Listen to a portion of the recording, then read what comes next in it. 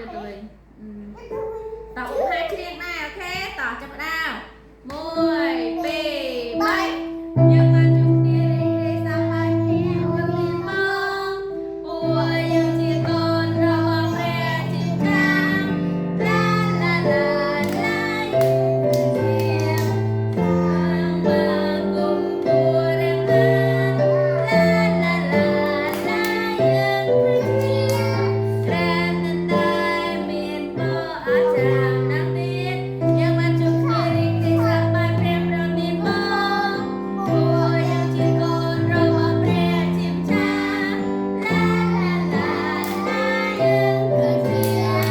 sang mà cùng cô đem hát la la la la yêu ra nên đây miền bờ ở tràng amen អ្នកខាងខ្លះជាមួយគ្នាអបអរព្រៃជាម្ចាស់ដែលព្រះអង្គបានប្រទានពេលវេលានិងថ្ងៃនេះជាថ្ងៃបរិសុទ្ធដើម្បីពួកកូនរាល់គ្នាដែលទទួលបានសេចក្តីសង្គ្រោះរីករាយចូលមកកាន់ការថ្វាយបង្គំសូមឲ្យពេញមួយសប្តាហ៍នេះយើងទទួលបានការដឹកនាំពីព្រះនិបសតអរគុណត្រង់នៅពេលនេះសូមអធិដ្ឋាននៅព្រះនាមព្រះយេស៊ូវគ្រីស្ទអាមែនអូខេអញ្ចឹងយើងនឹងបង្កប់ព្រះបន្ទូលជាមួយគ្នាតោះឥឡូវយើងជឿអ្នកណាអាមែនមែនអត់ប៉ិតអត់និយាយមិញប៉ិតអត់ប៉ិតមែនតើអូខេយើងជឿរបស់ព្រះមែនណាតោះឥឡូវយើងតែបង្កប់គ្នារហូតគោលរបស់ព្រះជាម្ចាស់ចំណុចដែលសំខាន់ពួកយើងដែលត្រឡប់ហើយជាកូនព្រះអីគេដែលពួកយើងត្រូវរីករាយទី1យើងដាក់ទី1នៅក្នុងចិត្តយើងហ៎ស្ដាប់ម្ដងស្ដាប់សិនតោះ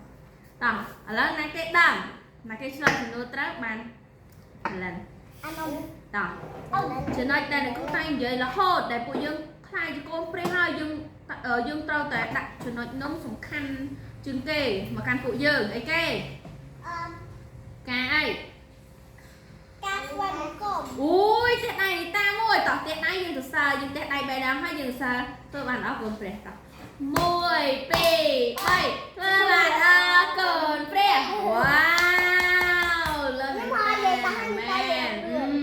គឺការថ្វាយបង្គំហ្នឹងហើយមែនទេពួកយើងអញ្ចឹងតាមឡើយព្រះបានបង្កើតពួកយើងមកឲ្យយើងដូចថាមានរូបដូចជាអង្គទ្រង់ឲ្យយើងមិន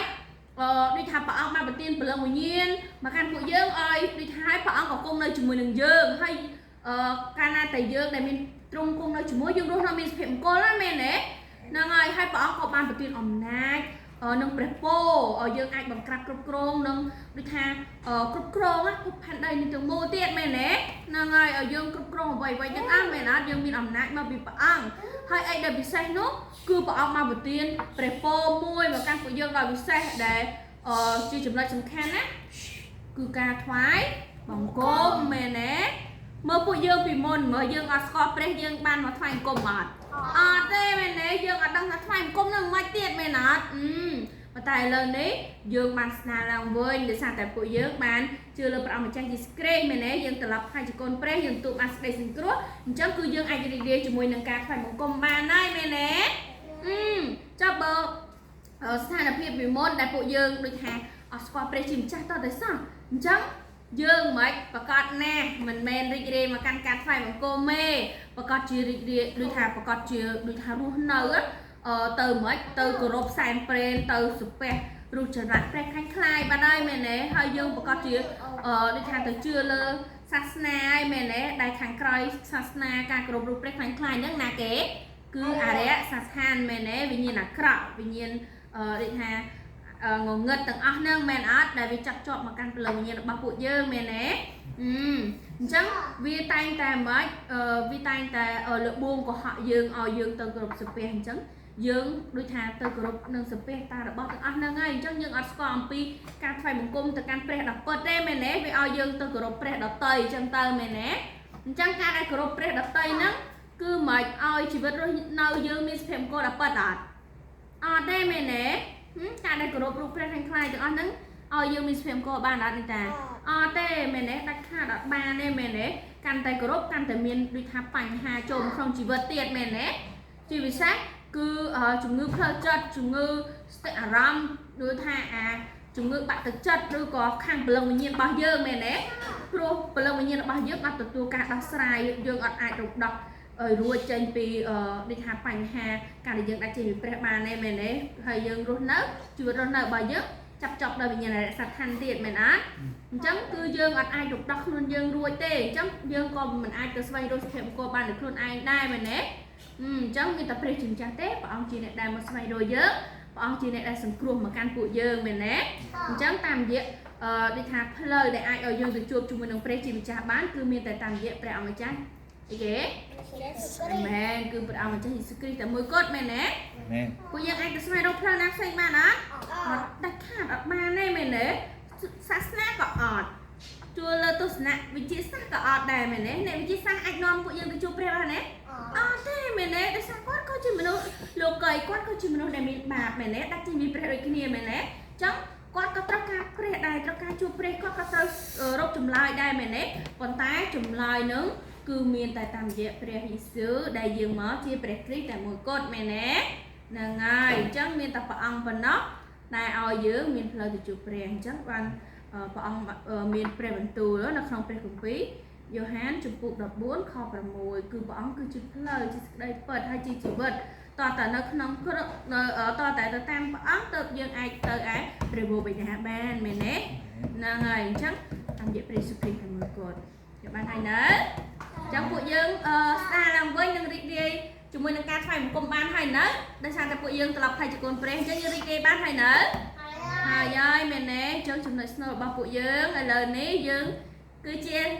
អ្នកណាគេជាកូនព្រះហើយពួកយើងក៏ហៅបានថាជាគ្រីស្ទៀនដែរមែនទេអញ្ចឹងយើងគឺជាកូនព្រះជាគ្រីស្ទៀនដែលរីករាយជាមួយនឹងការថ្វាយបង្គំមែនទេអញ្ចឹងនៅពេលដែលយើងមានព្រះពរមានចម្លើយទាំងអស់ហ្នឹងហើយនៅពេលខាងមុខទៀតយើងចង់ផ្សាយដំណឹងល្អហ្នឹងទៅកាន់អ្នកផ្សេងអត់ចង់អត់នីតាចង់អត់ចង់មែនទេអូនីតាហ្នឹងហើយអញ្ចឹងយើងជាកូនព្រះអង្គអញ្ចឹងពួកយើងស្ថិតក្នុងព្រះពរនៃការដែលប្រកាសផ្សាយនឹងល្អអញ្ចឹងព្រះអង្គធ្វើការមកកាន់ពួកយើងតើណាអូខេអញ្ចឹងសង្ឃឹមថាពួកយើងទាំងអស់គ្នានឹងធ្វើការប្រកាសផ្សាយដំណឹងល្អទៅកាន់គ្រប់មនុស្សទាំងអស់ដែលព្រះបានប្រទានមកកាន់ពួកយើងមែនអូខេតោះឥឡូវយើងសូមចិត្តហើយយើងអធិដ្ឋានជាមួយគ្នាតើអរគុណព្រះជាម្ចាស់ដែលព្រះអង្គបានប្រទាននូវសេចក្តីសង្គ្រោះតាមរយៈព្រះម្ចាស់យេស៊ូវគ្រីស្ទដែលយើងមានជីវិតដ៏អស្ចារ្យនៅក្នុងទ្រង់ផងដែរសូមឲ្យពួកយើងរាល់គ្នាតែងតែចាប់ជាប់នៅសេចក្តីសញ្ញានិងព្រះបន្ទូលរបស់ព្រះជាម្ចាស់នៅក្នុងដួងចិត្តគំនិតរបស់ពួកយើងរាល់គ្នាសូមឲ្យទម្លាប់ចាស់ភាពដែលគ្មានជំនឿនិងភាពអាក្រក់ទាំងឡាយដែលរក្សាឋានបានដាំជាប់នឹងចាក់ឬគល់មកកាន់ដួងចិត្តគំនិតព្រលឹងវិញ្ញាណរបស់យើងទទួលការផ្លាស់ប្រែទាំងស្រុងផងដែរសូមឲ្យយើងទទួលបានការដឹកនាំពេញពីព្រះវិញ្ញាណបរិសុទ្ធពេញមួយសប្តាហ៍នេះផងដែរអរគុណទ្រង់នៅពេលនេះសូមអធិដ្ឋានតាមព្រះនាមព្រះយេស៊ូវគ្រីស្ទអាមែន